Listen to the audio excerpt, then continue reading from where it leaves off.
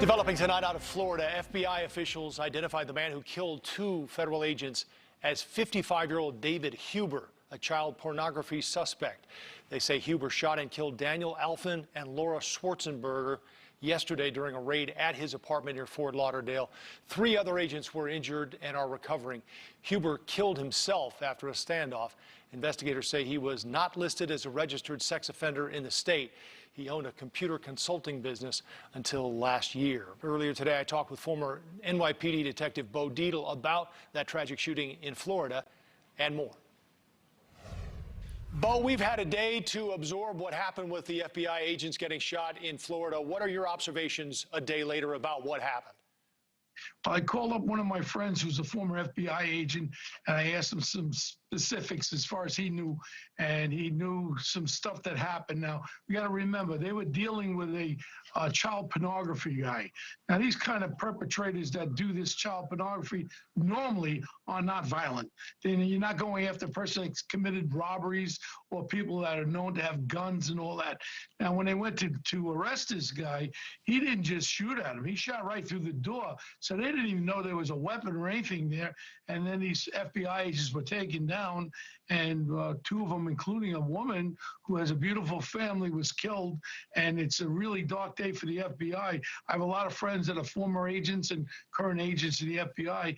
This thing was a complete surprise. So you have to remember, there is no kind of call as going to be ordinary or just regular. You got to be aware you don't know what you're going into. You have to suspect that the person's armed, and you have to realize that you have to protect yourself.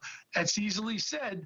You become very complacent these type of cases, and I think this teaches us you cannot be complacent until you know what you're dealing with. We've seen big cities suffer a significant increase in violent crimes, Bo. They've skyrocketed. The murder rate, as you know, in New York up 41% from 2019 to 2020, 33% in LA, and 55% in Chicago. Why, in your opinion, is this happening, and what has to happen moving forward to address it?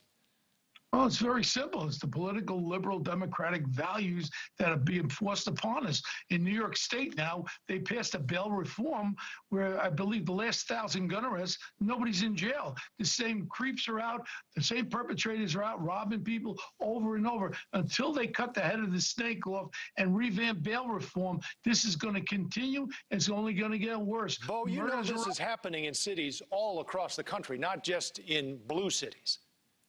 Well, I mean, let's be honest with you. I was just over in Seattle and in Portland, L.A., all these cities that are run by these Democrat liberal people, as far as from the governor onto this running the city. I was very outspoken about Chicago. I was a Fox News contributor 12 years. I talked about the murders in Chicago. Why doesn't anyone care about those black lives? That continued because the same liberal values that we're facing now if you handcuff the police are not doing their jobs because they don't want to lose their job or they don't want to go to jail. And this is our problem. Until we correct this, crime is going to increase across this country, and I'm very sorry to say it ain't going to stop until we have judges putting these criminals, these violent criminals, away. What about the social problems that these cities are dealing with? Schools are being closed in their areas. There are no grocery stores. There are no jobs. There's no economic opportunity. Doesn't this run deeper than just that? Absolutely. Like in New York, I mean, you could walk around New York, it's like Night of the Living Dead.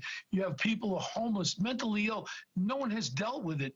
No one cares about it. Everyone's talking about Black Lives Matter. All lives matter. All Black Lives Matter. The victims of these crimes, majority of the victims are in our minority communities. They don't want to defund the police. They want more police. All right, we went through this thing with Floyd. We all agree this was horrific and horrible. But now we have to realize one thing. To stop this criminal element on our streets now, we have to react. We have to react with laws that are going to keep violent felons in jail. Let judges make discriminatory evaluations and put them in jail if they have to. If they come up with 80 felonies, robberies, you don't just let them right back out because they're committing the crimes over and over again. Bo, we just have about 15 seconds. Where do we stand with the investigation into the Capitol riots?